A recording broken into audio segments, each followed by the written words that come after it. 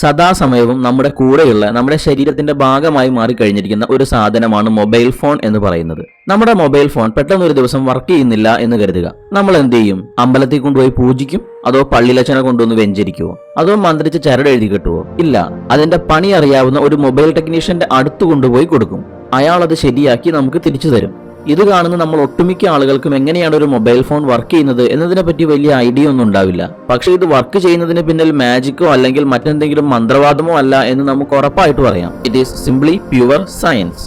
ഇതാണ് സത്യത്തിൽ മതങ്ങൾക്ക് സംഭവിച്ചുകൊണ്ടിരിക്കുന്നത്. ഒരൊറ്റ വാക്കിൽ ചുരുക്കി പറഞ്ഞാൽ മോഡേണൈസേഷൻ. മതങ്ങളുടെ മാലാകമാരും ദേവന്മാരും നിറഞ്ഞ അതീന്ദ്രിയ സൂപ്പർ നാച്ചുറൽ ലോകത്തോടുള്ള ആളുകളുടെ താല്പര്യം പതിയെ കുറഞ്ഞു വരികയാണ്. നേരത്തെ പറഞ്ഞ മൊബൈലിന്റെ ഉദാഹരണം പോലെ മതത്തെ കൊണ്ട് പരിഹരിക്കാൻ പറ്റാത്ത രീതിയിൽ നമ്മുടെ പ്രശ്നങ്ങൾ കൂടുതൽ മോഡേൺ ആയിക്കൊണ്ടിരിക്കുകയാണ്. സാധാരണക്കാരന്റെ ദൈനംദിന ജീവിതത്തിൽ പോലും അതിന്റെ മാറ്റങ്ങൾ പ്രകടമായി കാണാം. സോഷ്യൽ മീഡിയ ആൻഡ് ഡിജിറ്റൽ പ്ലാറ്റ്ഫോമുകളുടെ വരവിന് ശേഷം സമൂഹത്തിൽ ശ്രദ്ധ പിടിച്ചു പറ്റാനും മാറ്റങ്ങൾ കൊണ്ടുവരാനും സാധാരണക്കാരന് വന്നിരിക്കുന്ന കഴിവ്, പുതിയ എക്കണോമിക് ഓപ്പർച്യൂണിറ്റീസ്, പുതിയ എന്റർടൈൻമെന്റ് മാർഗങ്ങൾ, അതുപോലെ തന്നെ പുതിയ വിവരങ്ങൾ ശേഖരിക്കാനുള്ള സൗകര്യങ്ങൾ, ലോകം മുഴുവൻ നിരീശ്വരവാദികളെ കൊണ്ട് നിറഞ്ഞു വരുന്ന ഈ സാഹചര്യത്തിൽ മരണാനന്തര ജീവിതത്തിൽ നമ്മെ കാത്തിരിക്കുന്നത് എന്ത് എന്ന് ചിന്തിക്കാനൊന്നും ആളുകൾക്ക് താല്പര്യമോ സമയമോ ഇല്ല.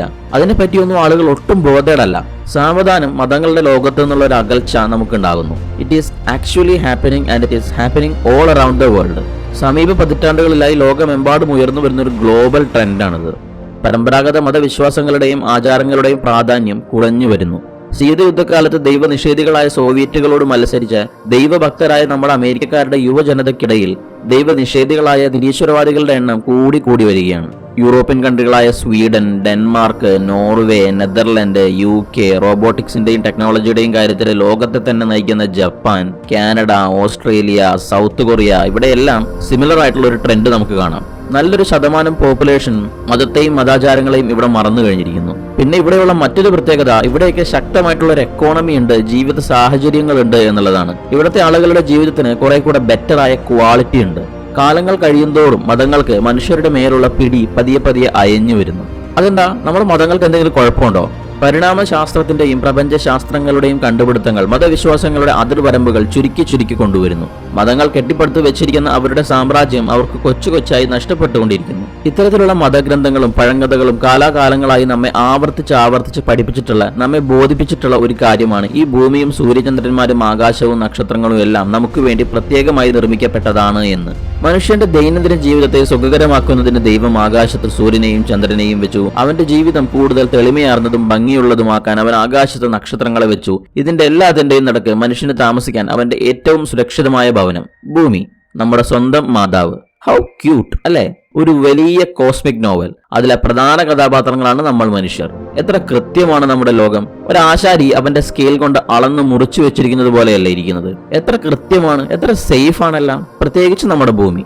സീരിയസ്ലി, ശരിക്കും അത്രയ്ക്ക് സേഫാണ് നമ്മുടെ ഭൂമി.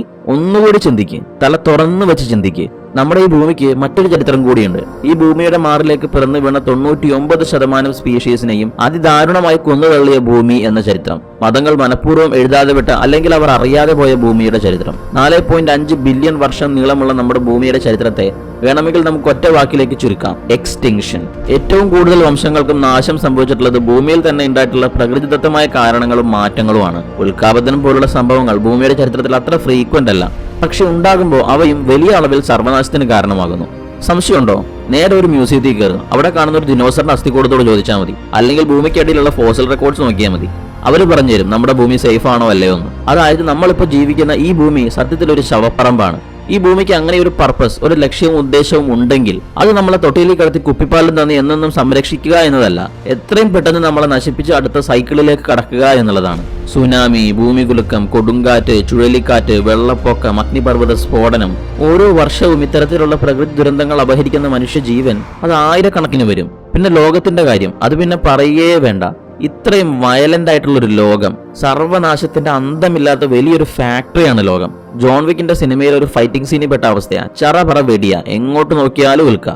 ഒന്നുകൂടി ഓർക്കുക, ജീവന്റെ ശ്രേണിയിൽ നമുക്ക് മുൻപ് വന്ന നമ്മുടെ 99% മുൻഗാമികൾ നശിച്ചു പോയിരിക്കുന്നു. അതൊരു ചെറിയ കണക്കാണോ? ഇനി പറ, ഭൂമി അപകടകാരിയല്ല? എന്തിനാ കൂടുതൽ പറയുന്നത്? പ്രധാനപ്പെട്ടതോ അല്ലാത്തതോ ഒക്കെയായിട്ട് ഏതാണ്ട് 20ഓളം മനുഷ്യവംശങ്ങൾ നമ്മുടെ ഭൂമിയിൽ ഉണ്ടായിരുന്നു. അതിൽ നമ്മൾ മാത്രമേ ബാക്കിയുള്ളൂ എന്ന് പറയുമ്പോൾ ഇത്ര ഡേഞ്ചറസ് ആയൊരു സിനാരിയോ? ഈ ലോകം നമുക്ക് വേണ്ടി ദൈവം ഉണ്ടാക്കിയതാണെങ്കിൽ അത് നമ്മളെ കൊല്ലാൻ വേണ്ടി ഉണ്ടാക്കിയതാ. അപ്പോൾ ചിലപ്പോൾ നമ്മൾ ചോദിക്കും, ഇത്രയും കാലമായിട്ട് നമുക്ക് യാതൊരു കുഴപ്പവും പറ്റിയില്ലല്ലോ എന്ന്. എത്രയും കാലമായിട്ട്? നമ്മൾ ഹോമോസാപ്പിയൻസ് ഭൂമിയിൽ ഉണ്ടായിട്ട് വെറും 3 ലക്ഷം വർഷമേ ആയിട്ടുള്ളൂ. പ്രപഞ്ചത്തിന്റെ ഭൂമിയുടെയൊക്കെ അളവുകൾ വെച്ച് നോക്കിയാൽ അതൊരിക്കലും ഒരു നീണ്ട കാലയളവല്ല. അവരെ സംബന്ധിച്ചിടത്തോളം 3 ലക്ഷം വർഷം എന്ന് പറയുന്നത് വെറും 2-3 മിനിറ്റ് മാത്രമേ ഉള്ളൂ. അതായത് നമുക്ക് ഒപ്പിച്ച് ചൊല്ലി കുരിച്ചു വരച്ച് പെട്ടിയിൽ കിടത്താനുള്ള സമയം ആകുന്നേ ഉള്ളൂ. ഇഷ്ടം പോലെ സമയമുണ്ട്. നമുക്ക് മുന്നുണ്ടായിരുന്ന ഹോമോ ഇറക്ടസ് എന്ന് പറയുന്ന മനുഷ്യവംശം എല്ലാം കൂടി ഏതാണ്ട് 19 ലക്ഷം വർഷമാണ് ഭൂമിയിൽ ജീവിച്ചത്.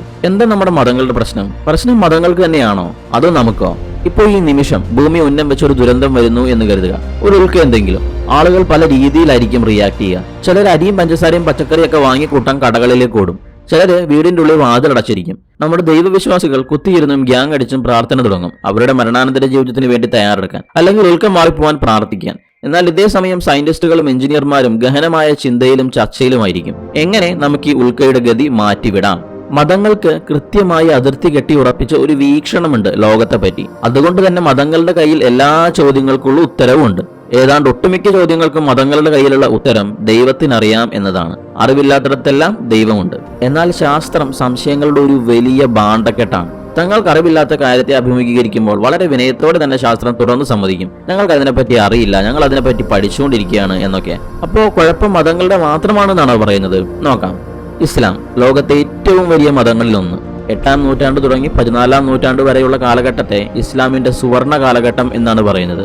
ബാഗ്ദാദ് കേന്ദ്രമാക്കി ഇസ്ലാമിക ലോകം വളരെ ശ്രദ്ധേയമായ സാംസ്കാരികവും ശാസ്ത്രീയവും ഭൗതികവുമായ ഒരുപാട് നേട്ടങ്ങൾ കൈവരിച്ചുകൊണ്ടിരുന്ന ഇസ്ലാമിന്റെ ചരിത്രത്തിലെ ഒരു വലിയ ചാപ്റ്റർ ആയിരുന്നു ആ കാലഘട്ടം, the golden age of Islam. ഒരു വലിയ തുറന്ന മനസ്സോടെ ഇസ്ലാം ലോകത്തെ സമീപിച്ചുകൊണ്ടിരുന്ന കാലം. പേർഷ്യക്കാർ, ഇന്ത്യക്കാർ, ക്രിസ്ത്യാനികൾ, ജൂതന്മാർ എന്നിങ്ങനെ ലോകത്തിന്റെ പല ഭാഗത്തു നിന്നുള്ള ആളുകൾ ബാഗ്ദാദ് എന്ന ആ അറിവിന്റെ നഗരത്തിൽ ഒത്തുകൂടി. അവർ പരസ്പരം അറിവുകൾ പങ്കുവച്ചു. അവരുടെ കയ്യിലുണ്ടായിരുന്ന പുസ്തകങ്ങൾ മറ്റു പല ഭാഷകളിലേക്കും തർജ്ജമ ചെയ്തു. ആസ്ട്രോണമി, മെഡിസിൻ, കെമിസ്ട്രി ഇവയൊക്കെ വലിയൊരു കുതിപ്പ് തന്നെയാണ് ഉണ്ടായത്. ബാഗ്ദാദിൽ അന്ന് നടന്ന ശാസ്ത്ര സംഭാവനകളുടെ ഇമ്പാക്ട് വളരെ വലുതായിരുന്നു. ഓൾജിബ്ര എന്ന വാക്കുപോലും ഒരു അറബി വാക്കാണ്. 9-ാം നൂറ്റാണ്ടിൽ ജീവിച്ചിരുന്ന മാത്തമാറ്റീഷ്യനും ആസ്ട്രോണമറും ഒക്കെയായ അൽ ഹാരിസ്മി എന്ന് പറഞ്ഞൊരു വ്യക്തിയാണ് ഓൾജിബ്രയുടെ പിതാവ് എന്നറിയപ്പെടുന്നത്. ആകാശത്ത് അന്ന് നാമകരണം ചെയ്യപ്പെട്ട പല നക്ഷത്രങ്ങളുടെയും പേര് അതുപോലും അറബിയിലുള്ളതാണ്. ആ സമയത്ത് യൂറോപ്പ് പോലുള്ള മറ്റു സ്ഥലങ്ങൾ സമ്പൂർണമായ അന്ധകാരത്തിലായിരുന്നു. അത്തരത്തിലുള്ള തുറന്ന ചിന്താഗതികളും ചോദ്യങ്ങളും അടിച്ചമർത്തിക്കൊണ്ടിരിക്കുകയായിരുന്നു അന്ന് യൂറോപ്പില്. ശാസ്ത്രത്തിലും ഫിലോസഫിയിലും വളരെ വലിയ സംഭാവനകൾ നൽകിയ മഹത്തായ ഒരു മതം പിന്നെ എന്തു പറ്റി അവിടെ? ഇസ്ലാമിൽ തന്നെയുള്ള 11-ാം നൂറ്റാണ്ടിലെ അൽ ഹസാലി എന്ന് പറയുന്ന ശാസ്ത്ര പണ്ഡിതനും മതപണ്ഡിതനും ഒക്കെയായ ചില ആളുകൾ ചില ശാസ്ത്ര പഠനങ്ങൾ മതകാര്യങ്ങളുമായി മാച്ച് ചെയ്യുന്നില്ല, അതുകൊണ്ട് ഇത്തരം കാര്യങ്ങൾ നിരുത്സാഹപ്പെടുത്തണം എന്നൊക്കെ പറഞ്ഞു എന്ന് പറയുന്നുണ്ട്. അതിനുശേഷം വന്ന മംഗോളന്മാരുടെ യുദ്ധത്തിൽ ബാഗ്ദാദിന് നല്ല രീതിയിൽ നാശനഷ്ടം വന്നു. അവിടുത്തെ യൂണിവേഴ്സിറ്റികൾ പലതും തകർന്നു, പുസ്തകങ്ങൾ പലതും നശിച്ചു. അതിനുശേഷം വന്ന സോഷ്യോ പൊളിറ്റിക്കൽ ചേഞ്ച് ഇതൊക്കെ ഇസ്ലാമിന്റെ ഗോൾഡൻ ഏജിന് അന്ത്യം കുറിച്ചു. അതിനുശേഷം പിന്നീട് ഒരു തിരിച്ചുവരവുണ്ടായിട്ടില്ല. ഇസ്ലാം ഒരുപാട് വളർന്നു. But the golden age of science in Islam was over. 1.5 billion മുസ്ലിങ്ങളാണ് ഭൂമിയിലുള്ളത്. അതായത് ലോക ജനസംഖ്യയുടെ 23%. അവരിൽ നിന്ന് ശാസ്ത്രത്തിന് നൊബേൽ സമ്മാനം കിട്ടിയ എത്ര ആളുകളുണ്ടെന്നറിയോ? 4 പേർ. ലോക ജനസംഖ്യയുടെ 1% പോലും ഇല്ലാത്ത ജൂതന്മാർക്ക് എത്ര നോബൽ സമ്മാനം കിട്ടിയിട്ടുണ്ടെന്നറിയോ? നോബൽ സമ്മാനം കിട്ടിയിട്ടുള്ളവരിൽ ഏതാണ്ട് 22% കിട്ടിയിരിക്കുന്ന അവന്മാർക്ക് തന്നെയാണ്. ഞാൻ ഒരിക്കലും മതപരമായ ആളുകളെ തരംതിരിക്കുകയല്ല. ഏതാണ്ട് എല്ലാ മതങ്ങളുടെയും ചരിത്രം നോക്കിയാൽ കാണാം, അവർ ശാസ്ത്രവുമായി ചേർന്നു പോയ കാലഘട്ടങ്ങളുണ്ട്, ശാസ്ത്രവുമായി ഉടക്കി നിന്ന കാലഘട്ടങ്ങളുണ്ട്. നമ്മൾ ഇന്ത്യക്കാർ ഒട്ടും പുറകിലായിരുന്നില്ല. ഗണിതശാസ്ത്രം, ജ്യോതിശാസ്ത്രം, വൈദ്യശാസ്ത്രം, മെറ്റാലർജി എന്നിവയുൾപ്പെടെ വിവിധ മേഖലകളിൽ പുരോഗതി ഉണ്ടാക്കിക്കൊണ്ട് പുരാതന ഇന്ത്യ ശാസ്ത്ര മേഖലയ്ക്ക് ഗണ്യമായ ഒരുപാട് സംഭാവനകൾ നൽകിയിട്ടുണ്ട്. ആധുനിക ശാസ്ത്രത്തിൽ ശാശ്വതമായി മുദ്ര പതിപ്പിച്ചിട്ടുള്ളവയാണ് ഈ സംഭാവനകൾ അത്രയും. എന്തിന്? പ്രകാശത്തിന്റെ വേഗത പോലും നമ്മുടെ പ്രാചീന ഇന്ത്യയിൽ കാൽക്കുലേറ്റ് ചെയ്തിട്ടുണ്ടെന്നാണ് പറയുന്നത്. പ്രാചീന ഭാരതത്തിലെ ആ യൂണിറ്റുകളെ നമ്മുടെ ഇപ്പോഴത്തെ മെഷർമെന്റ്സിലേക്ക് മാറ്റുമ്പോൾ നമ്മുടെ ആധുനിക ശാസ്ത്രം കണ്ടെത്തിയ പ്രകാശത്തിന്റെ വേഗതയോട് അതിശയകരമായ വിധം സാമ്യമുണ്ട് നമ്മുടെ പ്രാചീന ഇന്ത്യയിൽ കണ്ടെത്തിയ പ്രകാശത്തിന്റെ വേഗതയ്ക്ക്. അതായത് കുഴപ്പം മതത്തിന്റേത് മാത്രമല്ല എന്നർത്ഥം. മതങ്ങൾ ഉയർത്തിക്കാട്ടുന്നത് പോലെ ഈ പ്രപഞ്ചത്തിന്റെ പിന്നിലുള്ള സൃഷ്ടാവിന്റെ അസ്തിത്വത്തെ പൂർണ്ണമായി നിഷേധിക്കുന്നൊന്നുമില്ല ശാസ്ത്രം. ശാസ്ത്രത്തിന് അറിയില്ല എന്ന് തന്നെയാണ് ശാസ്ത്രം ഇപ്പോഴും പറയുന്നത്. ലോകം എങ്ങനെയാണ് ഉണ്ടായതെന്ന് ശാസ്ത്രത്തിന് അറിയില്ല. ഇത് ഉണ്ടായത് തന്നെയാണോ എന്ന് ശാസ്ത്രത്തിന് അറിയില്ല. ചിലപ്പോൾ കാലാകാലങ്ങളായിട്ട് ലോകം ഇങ്ങനെ ആയിരുന്നിരിക്കാം. രഹസ്യങ്ങളുടെ ചുരുളഴിച്ച് പോകുമ്പോൾ എല്ലാത്തിന്റെയും പിന്നിൽ ഈ പുരാണങ്ങളും പഴങ്കഥകളൊക്കെ പറയുന്ന പോലെ 4 കൈയും 5 തലയ്ക്കുള്ള വയസ്സായ ഒരു കാരണവരാണ് എല്ലാത്തിന്റെയും പിന്നിൽ എന്ന് നാളെ തെളിഞ്ഞാൽ അത് അംഗീകരിക്കാൻ ശാസ്ത്രത്തിന് ഒരു മടിയുമില്ല. പക്ഷേ പ്രശസ്തരായ പല തത്വചിന്തകന്മാരും പറയുന്ന ഒരു കാര്യമുണ്ട്. The more we look at our selves the less we are convinced about the existence of God as described in religions. നമ്മൾ നമ്മിലേക്ക് തന്നെ നോക്കുന്തോറും പരമ്പരാഗത വിശ്വാസങ്ങൾ നമ്മെ പഠിപ്പിച്ച രീതിയിലുള്ള ദൈവിക സങ്കല്പങ്ങൾ പതിയെ അസ്തമിച്ചു തുടങ്ങും. ദൈവം സർവശക്തനാണ്, ദൈവം അങ്ങേയറ്റം ദയാലുവാണ്, ദൈവത്തിന് ഏതാണ്ട് എല്ലാ മതങ്ങളും ഒരുപോലെ കൊടുക്കുന്ന ഒരു സവിശേഷമാണ്. എന്നാൽ ആദ്യകാലം മുതലേ ചില തത്വചിന്തകന്മാർ ഇതിനെ ചോദ്യം ചെയ്യുന്നുണ്ട്. Either God is not all powerful or he is not all merciful എന്നാണ് അവർ പറയുന്നത്. അതായത് എന്തുകൊണ്ട് ദൈവം തിന്മകളെയും ദുരന്തങ്ങളെയും തടയുന്നില്ല എന്നാണ് തത്വചിന്തകന്മാർ ചോദിക്കുന്നത്. ദൈവം ഇത്തരത്തിലുള്ള തിന്മകളെയും ദുരന്തങ്ങളെയും തടയാൻ സന്നദ്ധനാണ്, പക്ഷെ അതിന് കഴിവില്ല. എന്നാൽ അതിനർത്ഥം ദൈവം സർവശക്തനല്ല എന്നല്ലേ? എന്നാൽ ദൈവത്തിന് അതിനുള്ള കഴിവുണ്ട്, എന്നാൽ അതിനുള്ള മനസ്സില്ല, സന്നദ്ധനല്ല. അതിനർത്ഥം നമ്മൾ വിചാരിക്കുന്ന പോലെ അത്ര നല്ലവനല്ല ദൈവം എന്നാണ്. എന്നാൽ അതിനുള്ള കഴിവുണ്ട്, അതിനുള്ള മനസ്സുമുണ്ട്. എന്നാൽ പിന്നെ എന്തുകൊണ്ടാണ് ഈ ലോകത്ത് ഇത്രയധികം ദുരന്തങ്ങളും തിന്മകളും? ഇനി അതിനുള്ള കഴിവുമില്ല മനസ്സുമില്ല എന്നാണ് ഉത്തരമെങ്കിൽ അത് പിന്നെ നമ്മൾ വിചാരിക്കുന്ന ദൈവമായിരിക്കില്ല, അത് വേറെ എന്തെങ്കിലും സാധനമായിരിക്കും. ഞാൻ പറഞ്ഞല്ല കേട്ടോ, പണ്ട് മുതലേ തത്വചിന്തകന്മാർ ചോദിക്കുന്ന ഒരു കാര്യമാണ്, എന്തുകൊണ്ടാണ് അവർ അങ്ങനെ പറയുന്നത്? അതിനുള്ള കാരണം വേറൊന്നുമല്ല. എത്രമാത്രം ആളുകളാണ് യുദ്ധക്കെടുതികളിലൂടെ ഓരോ വർഷവും മരിക്കുന്നത്? എത്രമാത്രം ആളുകളാണ് പ്രകൃതി ദുരന്തങ്ങളിലൂടെ മാത്രം ഓരോ വർഷം മരിച്ചു വീഴുന്നത്? നിരപരാധികളായ എത്രയോ ജീവനുകൾ. ദൈവം സർവശക്തനാണെങ്കിൽ എന്തുകൊണ്ട് ഇതൊന്നും തടയുന്നില്ല? അതിനർത്ഥം ദൈവം ഈ പറയുന്ന പോലെ അത്ര ദയാലുവല്ല എന്നല്ലേ? ഇനി ദൈവം ദയാലുവാണ് എന്നിരിക്കട്ടെ, എന്നിട്ട് എന്തുകൊണ്ട് ദൈവം ഇതൊന്നും തടയുന്നില്ല? അതിനർത്ഥം ദൈവം ഈ പറയുന്ന പോലെ അത്ര സർവശക്തനല്ല എന്നല്ലേ? കൗണ്ടർ വാദങ്ങൾ നമുക്ക് ഒരുപാടുണ്ടാകും. യുദ്ധക്കെടുതികളൊക്കെ മനുഷ്യനുണ്ടാക്കുന്നല്ലേ, അതിനെന്തിനാണ് ദൈവത്തെ പഴിയായിരുന്നത്? ദൈവത്തെ ആരും പഴിയായിരുന്നില്ല. മതങ്ങൾ മുന്നോട്ട് വെക്കുന്ന ദൈവത്തിന്റെ ആ പ്രകൃതത്തെ ഒന്ന് ചോദ്യം ചെയ്യുന്നു എന്ന് മാത്രം. ദൈവം സർവശക്തനാണോ അതോ ദയാലുവാണോ? അപ്പൊ പിന്നെ പ്രകൃതി ദുരന്തങ്ങളുടെ കാര്യം?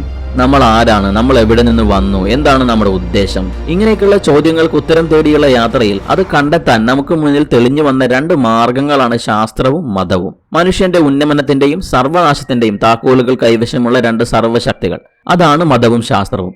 സത്യം തേടിയുള്ള അന്വേഷണത്തിൽ പരുഷവും കഠിനവുമായ വാസ്തവങ്ങൾ, യാഥാർത്ഥ്യങ്ങൾ ഒരു സാധാരണക്കാരന് മുന്നിൽ ശാസ്ത്രം തുറന്നിട്ടേക്കാം. Science can be brutally honest. അവിടെ ഒരു കൈത്താങ്ങായി, വഴികാട്ടിയായി, മനുഷ്യന് കൂട്ടായി നിൽക്കാൻ മതത്തിന് കഴിയും. മനുഷ്യനിൽ ധാർമ്മിക മൂല്യങ്ങൾ വളർത്തിയെടുക്കാൻ ശാസ്ത്രത്തെക്കാൾ മതത്തിനാണ് കഴിയുക. പരസ്പരം സഹകരിച്ചു പോകാമെങ്കിൽ 2 പേർക്കും നിലനിൽക്കാം. നമ്മുടെ ലോകം എന്ത്, എങ്ങനെ എന്ന് ശാസ്ത്രം വിശദീകരിച്ചോട്ടെ. ശാസ്ത്രം നമുക്ക് മുന്നിൽ വിശദീകരിച്ച് വിരിച്ചു തരുന്ന ഈ അണ്ടകടാഹം പോലുള്ള ലോകത്ത് എങ്ങനെ ജീവിക്കണം എന്ന് പറഞ്ഞുകൊണ്ട് വഴി കാണിച്ച് വിളക്കും കൊളുത്തി മതം നമ്മുടെ മുന്നിൽ നടന്നോട്ടെ. No problem.